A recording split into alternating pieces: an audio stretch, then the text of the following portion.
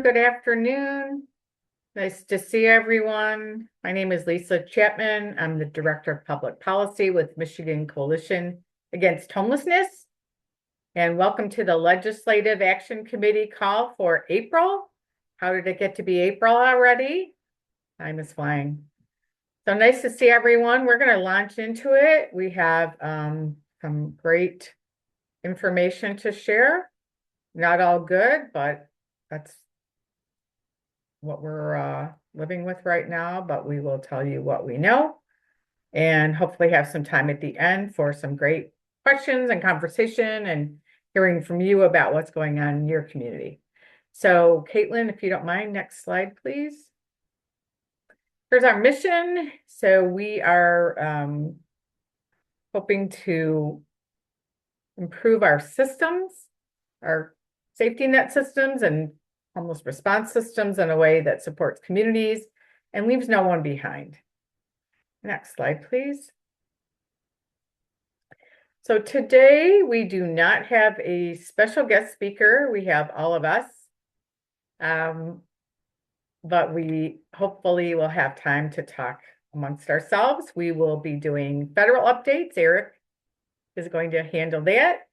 I'll run through some state updates. We have a few MICA updates, and then we want to hear from you about things that you are seeing in your community, things that you're involved in, any questions that you might have, any information you want to share.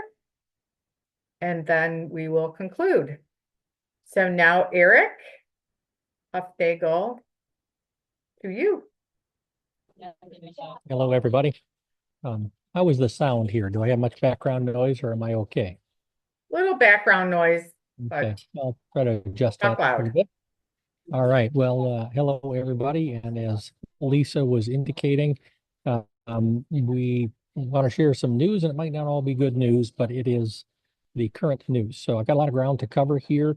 Do we have the slides up? I'm not seeing them. Is that just in my settings, or do we have? Slides are up. Okay, well, just a minute. There we go. I'm cooking with gas now. Okay, folks. So at the federal level, I wanted to go over some of the stuff that we've talked about already. Catching some of you up. I'll go through some of it kind of quickly, but just as a reminder, let's start with the administrative side before we get into some of the fiscal stuff. And we're talking about the threats to HUD staff. So just as a reminder, there's still an attempt on the part of Doggy to cut HUD's workforce by about 50%. And these are the offices that have some of the most significant cuts being proposed. We've not heard definitive yet layoff announcements, but quite certain they are imminent. Next slide, please. Okay, so here is something interesting that was posted. I thought I would share it. This was on X. 7.4% of HUD workforce took advantage of the deferred resignation program. For those of you who aren't aware of that, the Office of Personnel Management has been reaching out to federal employees and basically saying, as they're calling this the fork in the road, which means you can decide which way you want to go. You want to take a chance and potentially be laid off with the mass layoffs that will take place, or do you want to hedge your bets and actually get a buyout so that you can continue working for 6 months and also get a payout? So it's something that they're hoping will thin out some of the workforce. They don't have to make some of those decisions on layoffs. Again, 7.4% of the HUD workforce. Next slide, please. So again, when we talk about threats to the HUD staff, the departments, the HUD staff were asked by April 11th to say whether or not they were going to be making that choice with the fork in the road. And we do know that the HUD secretary is going to be testifying before the Senate and House Appropriations Committee regarding the president's budget request. So it may be that they're waiting until that takes place before those formal layoffs are announced, so that they won't have to be asked questions or provide testimony at hearings for the House and the Senate. And then the scuttlebutt is that HUD may replace some of those laid off staff with other people who are more in line with the administration's agenda. Don't know if that's actually going to happen or not. There is no plan that has been rolled out on that, but do not be surprised if they are cleaning out offices and then replacing them with other people who are seen as loyal to the administration's agenda. And just as a reminder, gutting HUD will make it easier to paint HUD as ineffective and inefficient. Next slide, please.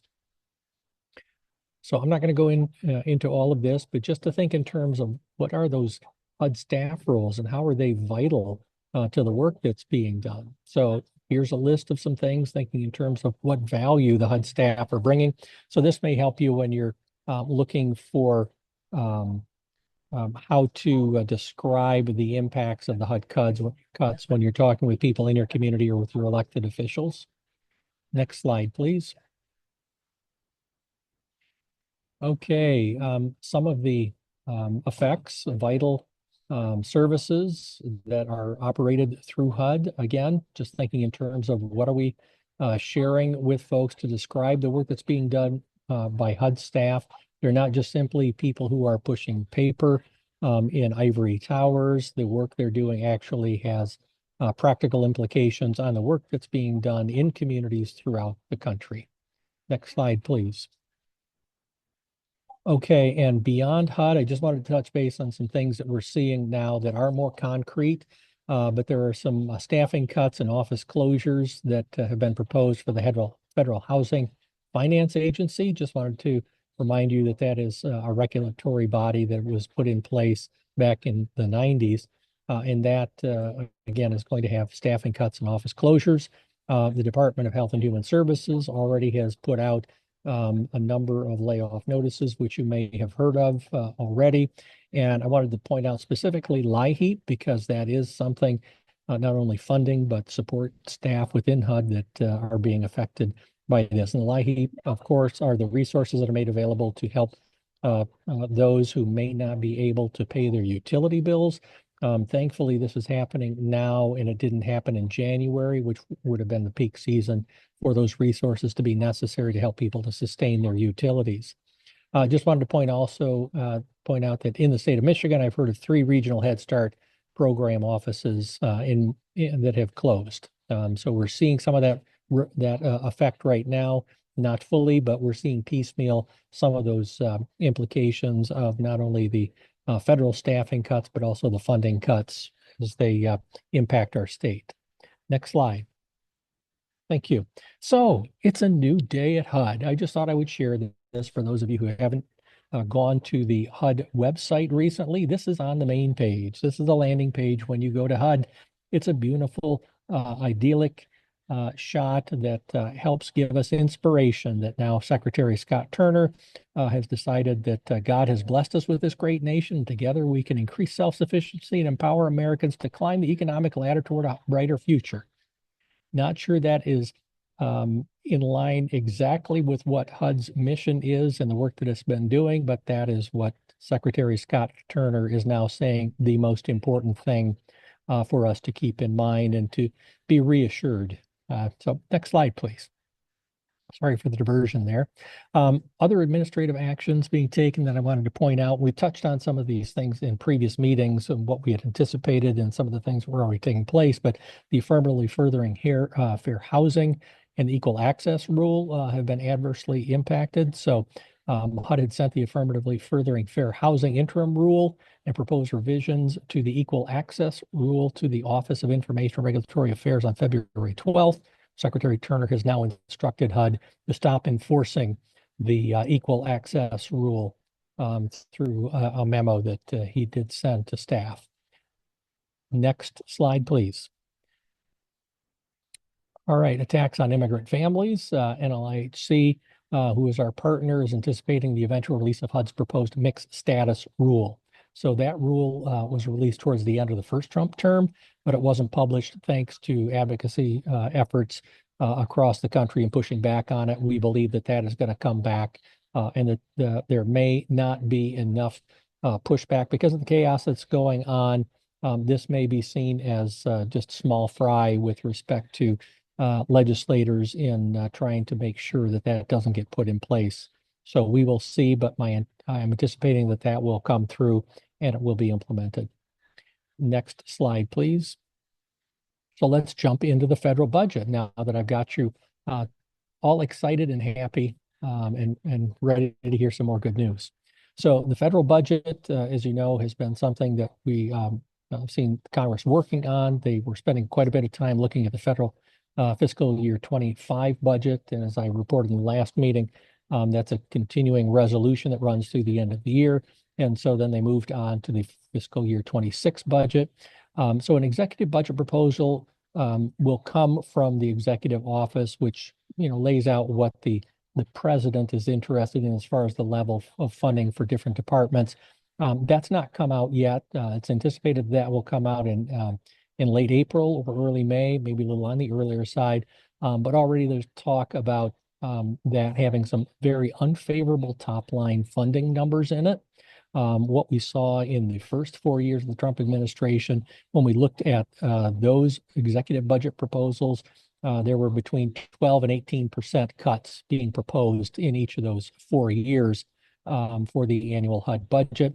But at that time, we had a little different makeup within Congress. And so advocacy took place and congressional champions were able to fend off those proposed cuts from the executive office. Next slide, please.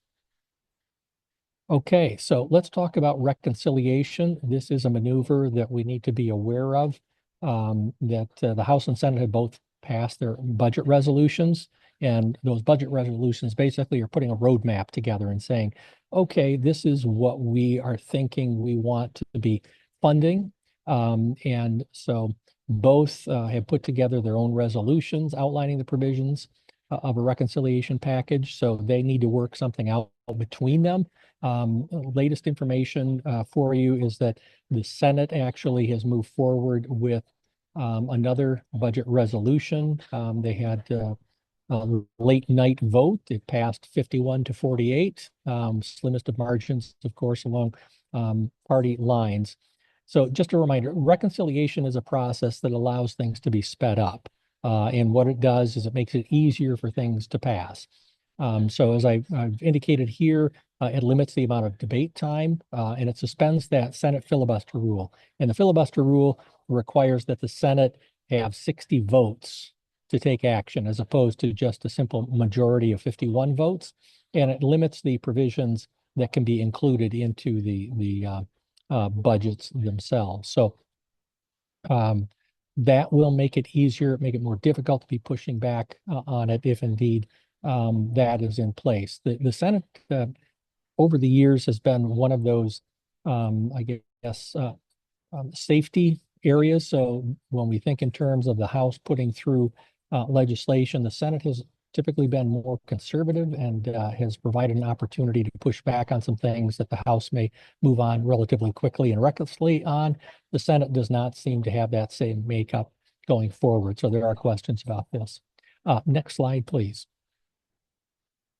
So the Senate passed a skinny budget in its first resolution on February 21st with $350 billion in spending and $5 billion in cuts. Okay, and that includes Medicaid, SNAP, and then the House at that time also passed a one big beautiful bill on March 3rd, and that had a 4.5 trillion budget targeted with over $2 trillion in cuts to Medicaid, SNAP, energy funding, et cetera. What the Senate actually put together in the resolution that they passed on Friday, late night on Friday, is the $5 billion in cuts. This was a more formal step that they had taken.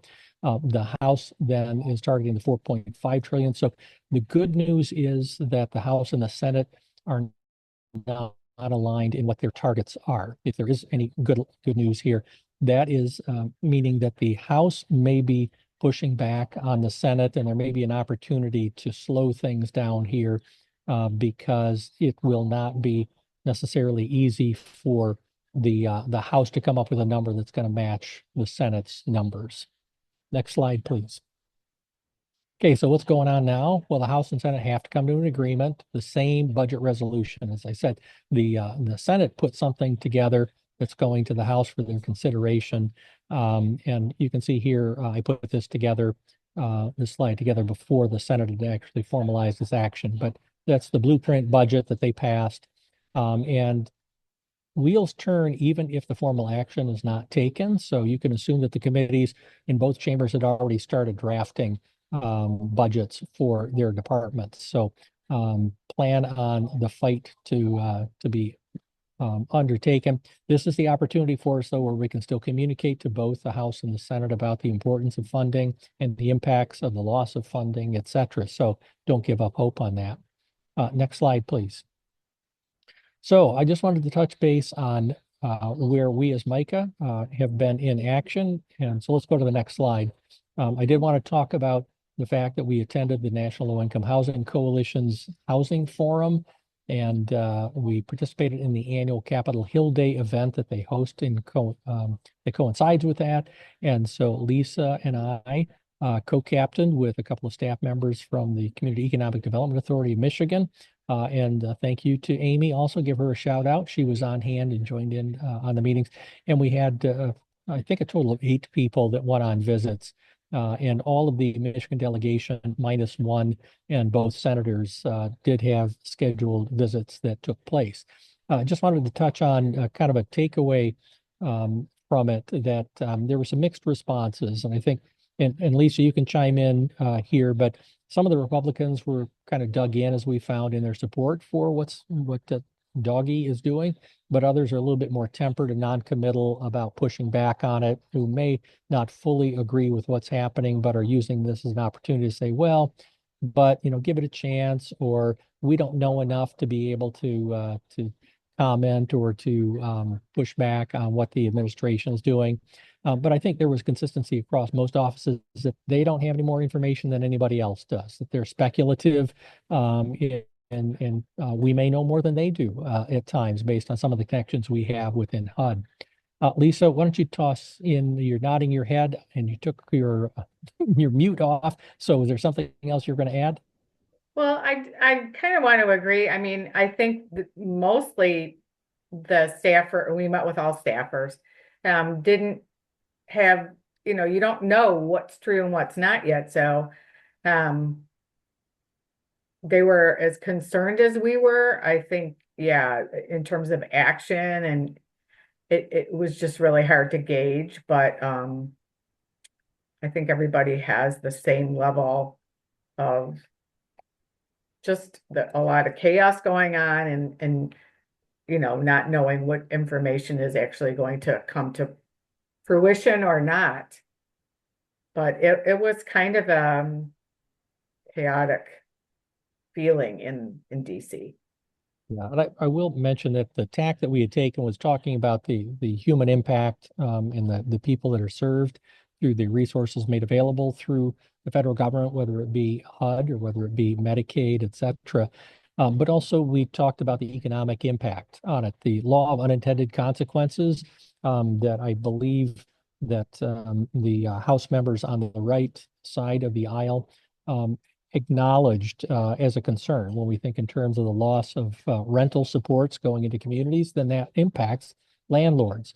If individuals don't have resources coming in to pay certain bills, then they're not going to be supporting businesses in their communities, et cetera, et cetera. There are a lot of things that are connected to the economic side, and that's the case that we were making that I think resonated. That clearly, if we think in terms of who are our partners at the local level who could be adversely impacted, we need to be talking to those folks and make sure that they become our ally in this, because there is some common area of interest. So if you haven't already reached out to some organizations, whether it be the Landlords Association or whether it be the Chamber of Commerce, et cetera, communities need to start thinking about that engagement, because there are partners that sometimes might be thought of as unlikely partners, but nonetheless are partners in this, because they will also be feeling the pain from any cuts that take place. Next slide, please. Okay, so I kind of teased you with that you can take some action. So let's talk about what that looks like. All right, so these are some things I wanted you to key in on, especially the fact that there is a real opportunity here, because members of Congress are going to be coming back for the Easter, what they call the Easter recess, or used to call the congressional recess of April 13th through the 26th. So this is an opportunity for you to reach out to offices to try to schedule a meeting. at the district office, also to engage your members of Congress by going to the NLIHC Advocacy Hub. And by the way, I've got links that we're providing for each of these bulleted items for you so that you can get some additional information. But engaging your members of Congress through some of the tools that are provided at the NLIHC Advocacy Hub. Also, this is time for us to continue tracking what's going on. And so the Coalition on Human Needs has a tracker. So I'd like you to look at that and enter in information if you can.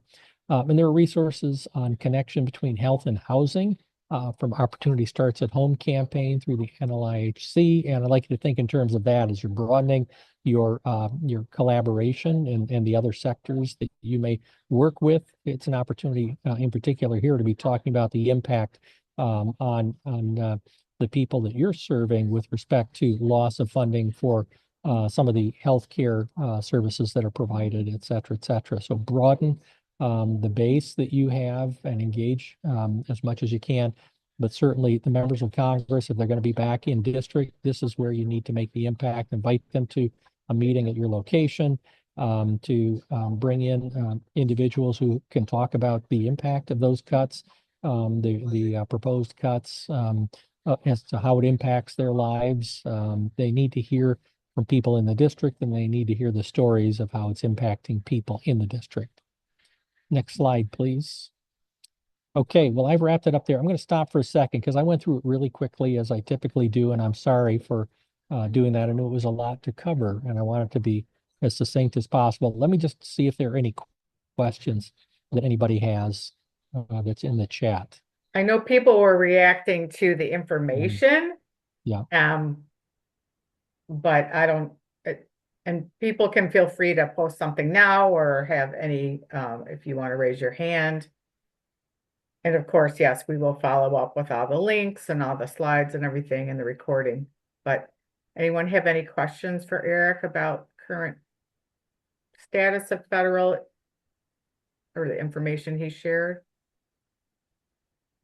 And as Amy tossed into the chat as well, we're going to have some follow-up communication that's going out just to update people, not only what's happening, but also on the things that they can do. Renee, I see your hand raised. Do you have a question? Hi, Comment? thank you. This is Renee in Washtenaw County at Disability Network. I would just wanted a little bit of clarification. I lost you at the point where you were talking about the House and the Senate's budget proposals and how they're really far apart on numbers.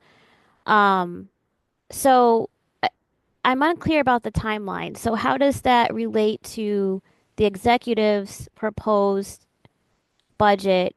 And are we talking about fiscal year 26 for both of those? And like when does all of that come together, I guess is my question. I'm sort of lost on the timeline. Yeah, well, it's an excellent question. I don't think that the timelines are clear. The executive numbers will come out later in the month. The question is whether or not the House and the Senate are going to be able to work things out even leading up to that. So the House and Senate have to have exactly the same resolutions for it to pass. So this is where they're already having those conversations. And I think the executive budget is going to be coming in a little bit late, but I think it's already been something that's been leaked enough so that the people that are involved in the negotiations are fully aware of what the executive office wants to have. So I don't have a timeline on it. I've not been told when they anticipate this is going to be taking place, but it's not going to happen immediately. And certainly you've got a break that's coming up. So we have a couple of weeks where they will not be taking any action. Can't give you exact dates. All I can say is, don't wait. If you're going to do some engagement and advocacy, it needs to be done as quickly as possible. But I would imagine we're talking about mid-May before formal action would actually be taken. If they can even come to an agreement at that time. If they can't, things will slow down even more. Thank you for the question. Anyone else?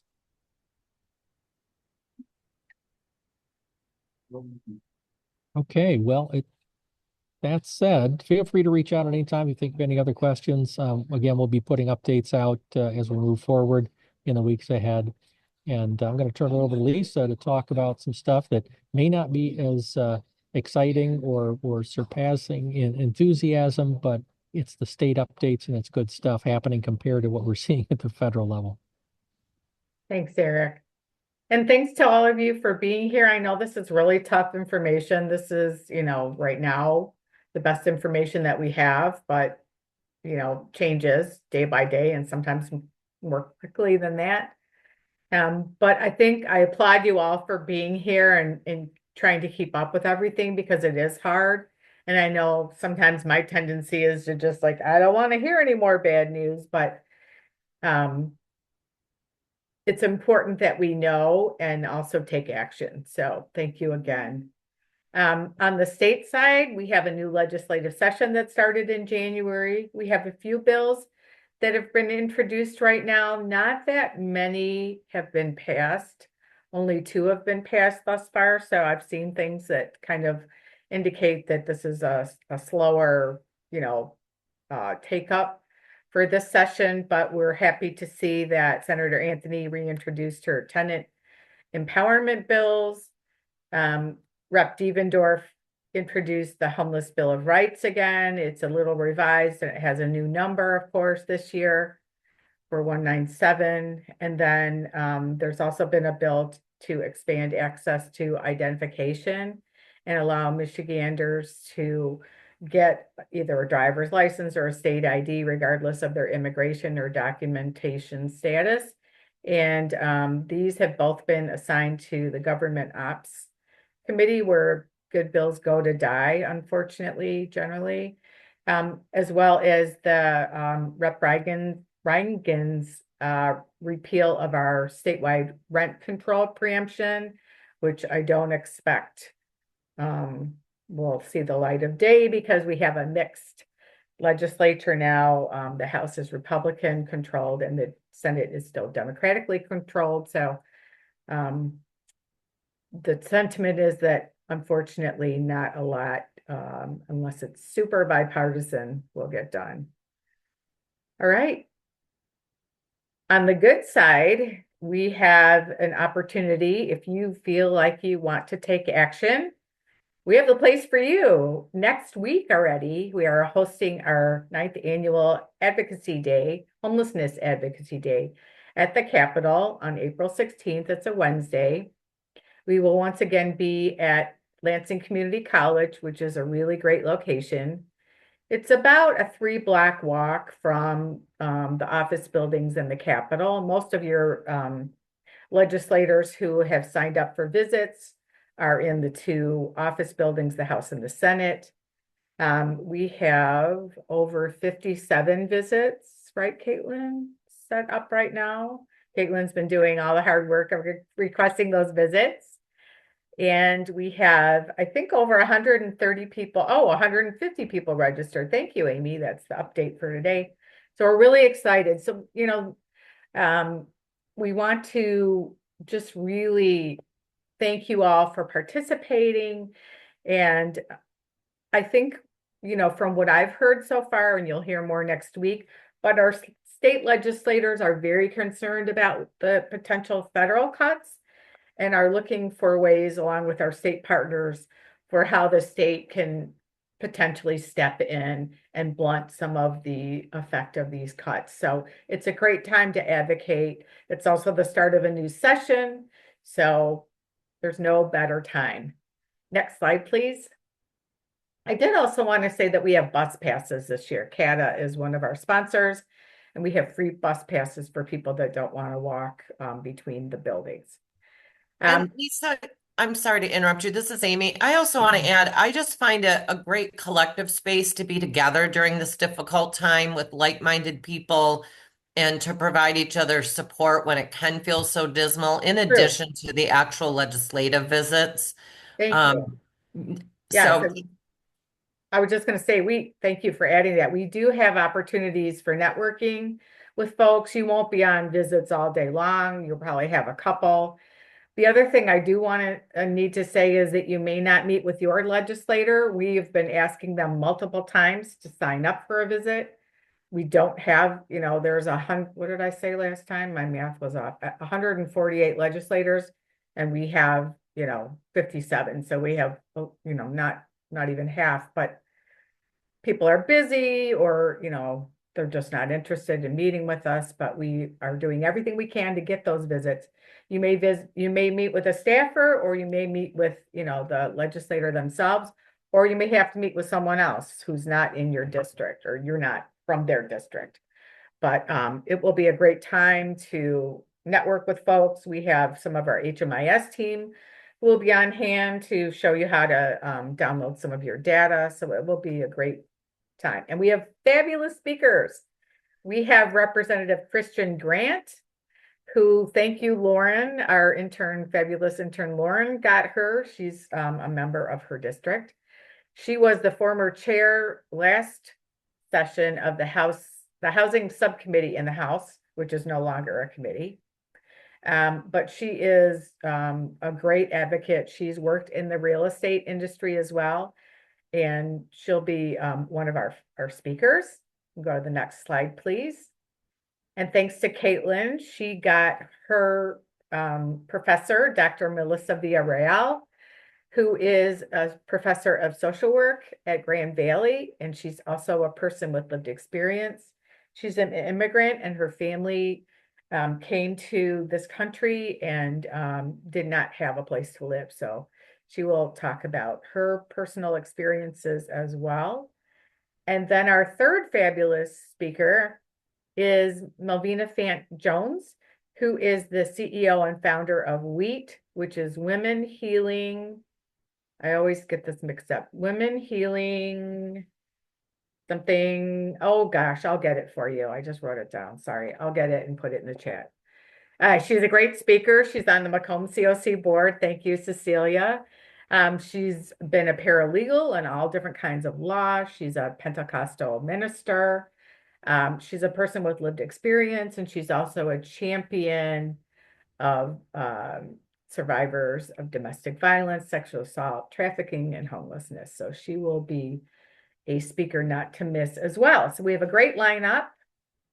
And go to the next slide, please.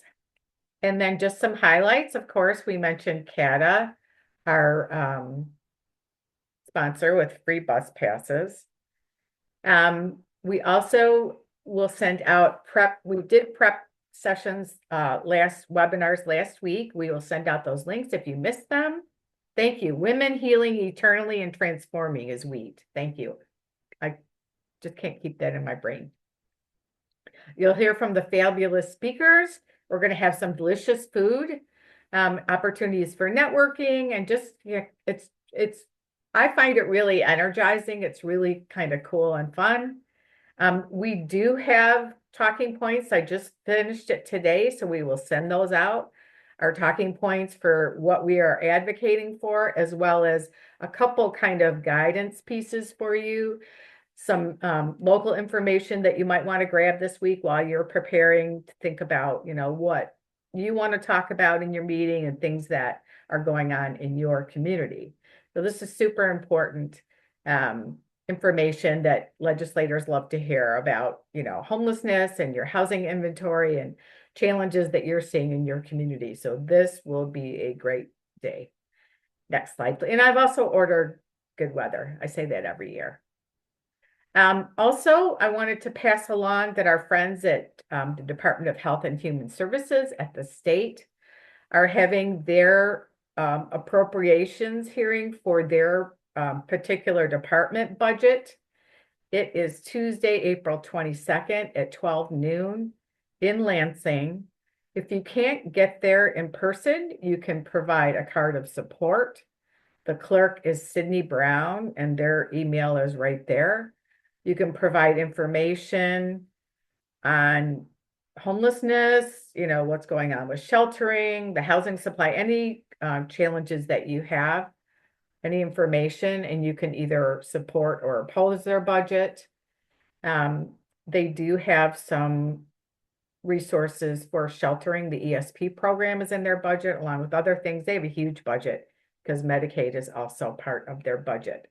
I did also want to clarify, back to the advocacy day. I have not sent the recording out yet. I will today or tomorrow. So thanks for that question. Pamela, you have your hand up. Yes, hi. Hi. Regarding this DHHS House Appropriations hearing on the 22nd, would that be an opportunity if there were service participants or people who had formerly received services to provide direct testimony? I think because this is an appropriations hearing, it may be more brief.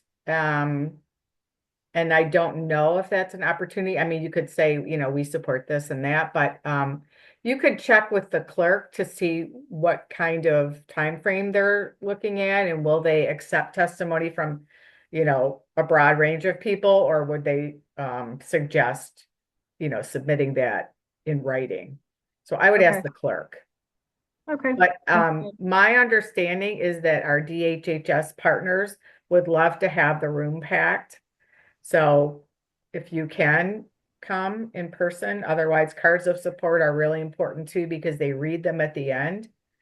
And it's super impactful to hear how many agencies and organizations and individuals are saying, we are in support of this budget. Thank you. Yeah, thank you. Next slide, please. Couple updates from us that you might be interested in hearing. We were in DC, as Eric mentioned, and we were very pleased to represent our Coalition for Expanding Housing Access, all of our advocate partners and collaborative partners in accepting the National Organizing Award for the source of income protections legislation that was passed last year. So this is our organizing liaison, Thaddeus from NLIC, and it was really, really enjoyable to be recognized. We were recognized for the state award, and then the city of Memphis has a tenant organization that got recognized for their excellent efforts in the city of Memphis. Next slide, please. These are our policy priorities. We will have, thank you. We will have the details in your packets for Advocacy Day, and we will be publishing them. So look for more of these as the months go on and the weeks. Next slide, please. Just wanted to remind you that we have a new legislative tracker that is on Micah's website, and I think Lauren hopefully can pop in the link. There we go. You can use this for a number of different ways. You can see it has a directory, it has a homepage. We are tracking the bills that we think are important around housing and homelessness and tenant protections. So you can look up there and you can see, what the status is, when it was introduced, who the sponsors are, what committees it was assigned to, whether the committee hearing has happened, all of that stuff. It is for the state and federal levels of legislation, so that's really helpful. Also, you can look up a directory for legislators and congresspeople. Thank you, Ryan. Ryan says it's amazing. Thank you. We really enjoy it. And also, you can send messages. And one thing that I would like to pass on that our fabulous intern Lauren Conrad learned, she went to a community conversation with Rep. Grant last week, was that any of those robo messages that are already, pre-populated and you just click it to send, don't get the same amount of traction. After a couple of those, I think their software program catches on. And so it is really to your benefit to customize them if you can, even just changing a few things. And I always try to do that because I don't always like to parrot what it says. I like to kind of draft my own, but you can use that as a start and then put in some, important information either about what you're seeing or what you want, what action you want taken. And that won't go into just kind of a garbage inbox if you customize it. So thank you, Lauren, for that. And news for all of us. good tip. Next slide, please. And so this is, one of the messages that we pre-populated, and I think over 300 of you sent this out when the HUD funds were frozen. So you can keep, tabs, bookmark that link and keep looking at it from time to time because we are, adding bills as they get introduced. Thanks. We have some upcoming training this month. We have both free and paid training. The free training is Monday, April 21st. It is on promoting health outcomes for birthing through doula services, and this is by our friends at CCJ in Genesee. And this content will cover achieving birth equity through the use of doulas to foster better childbirth outcomes for people of color. So that's a really interesting topic, and hopefully you can find out more about that and how they help spread awareness and the services that they provide. And then the paid training is ethics in action. And I know a lot of social workers, I think it's required to have this training. So you might want to think about signing up for this. It's $25 for general folks and $15 for MICA members if you sign up for this. So thank you. And we will, yes, I think the CEUs for the paid training for the NASW one. And also we are hosting our annual Breakfast of Champions, which is on May 20th next month. But we would love for you to nominate a champion. So if you have somebody in your community that is working as an advocate, is an amazing advocate, if they are a community volunteer, we have a lot of several different categories, and the link is in the chat for you to go to the nomination form, and you can take 5 minutes and nominate somebody who's been doing amazing work, and we will honor them. We have kind of a lot of suggestions, so we appreciate that and have a tough decision to make. But we will be recognizing everybody who is winning those awards on May 20th in Lansing. That's a breakfast at I think it starts at 9 a.m. So thank you, Lauren's putting in the link for the nomination form in the chat. Next slide, please. And I just want to say, this is we have about 2 weeks left to go with our interns, or 3 maybe. It is great to have and hard to find an amazing intern, but we've been very lucky. We have 3 great interns this past year. Caitlin Vidsetson, Lauren Conrad, and Emma Waters. I don't think Emma's on today, but thank you to our interns. And I also wanted to say that both Caitlin and Lauren were honored by the Faculty Award at Grand Valley State University for their macro practice. So we've been really lucky. And thank you. They've been helping us immeasurably this year, and they're going to help us on our Advocacy Day as well. So thank you to our interns. Next slide, please.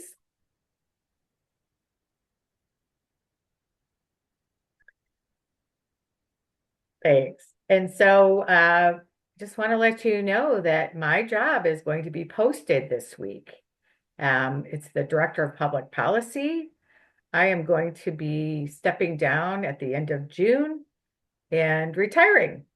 So I hope to have somebody who's passionate about advocacy and policy work apply and get hired for this job. So Kelly Beavers will be posting it. If you have any questions, you can contact Kelly, but I believe it will be up on Indeed pretty soon, probably by the end of this week. Thank you. So yes, transitions. And so this is where you come in, everyone. So we want to hear from all of you. If there are things happening in your community that you want to let us know about, thank you, everyone. Good, bad, and ugly. This is the place to share it if you have a question. the floor is yours, and we have a couple minutes. So does anyone want to chime in?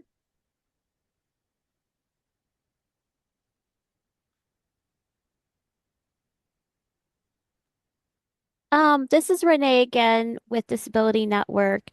I was made aware recently that from our partners at Detroit Disability Power that MISTA is conducting some public hearings on the it's the QAP. Qualified Um, allocation plan. yes, thank you, Qualified Allocation Plan.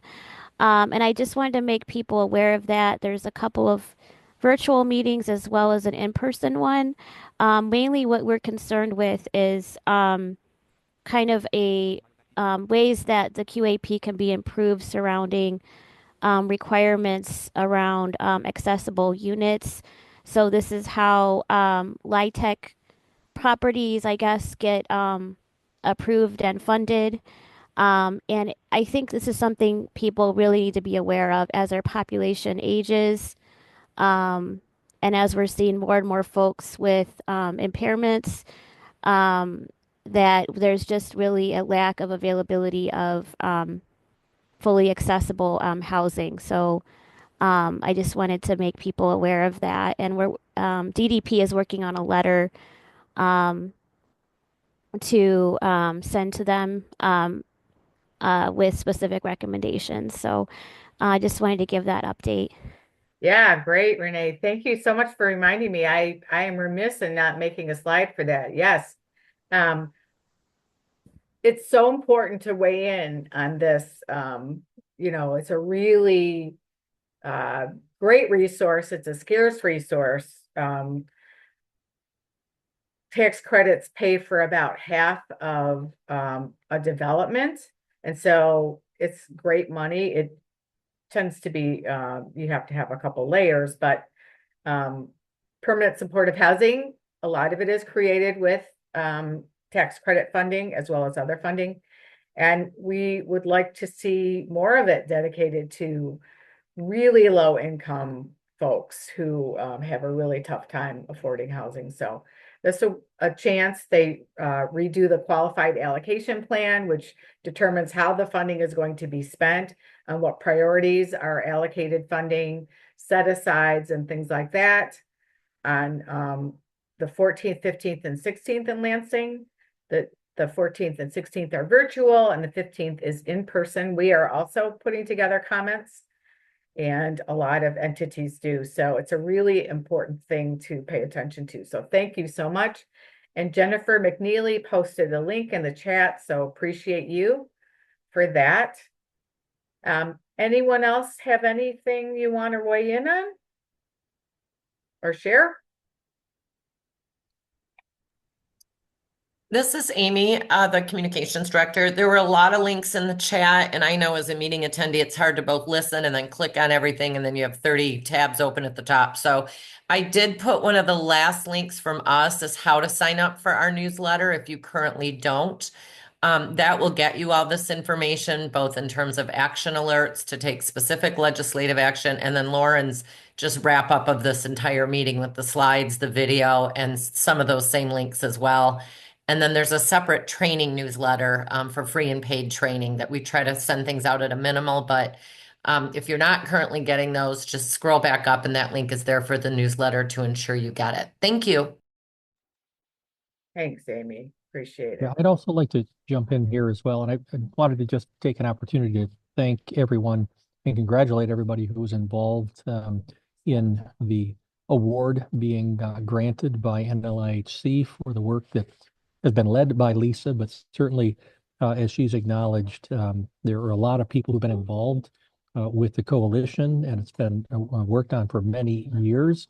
And I wanted to thank everybody who has been a part of it in every organization, because individually we couldn't do this work. This is just a reminder that collaboratively we all have a role to play and that good things can happen when we work collectively. So congratulations to everyone involved, and thank you all for your involvement. And I hope that this just serves as a reminder that when there are opportunities and we present those opportunities, that if you jump in, you can make a difference. It's worth the time that you're putting in. You may not see the outcome today, But, you know, as with the source of income discrimination legislation, many years of work. So again, kudos to everybody and a thank you to everybody for being involved. But certainly the kudos go to Lisa as well for herding the cats, so to speak, and playing the long game and being involved in it for a long time in helping folks to stay focused and keep that work steady. So thank you and congratulations, Lisa. Thanks, Eric, and thanks, everyone. Oh, I see that one of the links wasn't, the newsletter link was for the training, so we'll try to get that corrected. I did also want to say, yeah, sometimes it takes 6 years and 3 legislative sessions and a couple hundred people, but we can do things like that. We can get legislation passed. We can do hard things and we can work together. And so if you take nothing away other than that, I think that's, you know, times are tough when we don't always have great conditions for, you know, our work, but we endeavor to, you know, to keep pushing on. And so thanks for all of you for being in collaboration with us and getting the hard work done. And so I hope to see a lot of you next week. And if I don't see you at Advocacy Day, we'll see you somewhere else in the next couple of months. And thank you all for your attention today. And take care. Bye, everybody.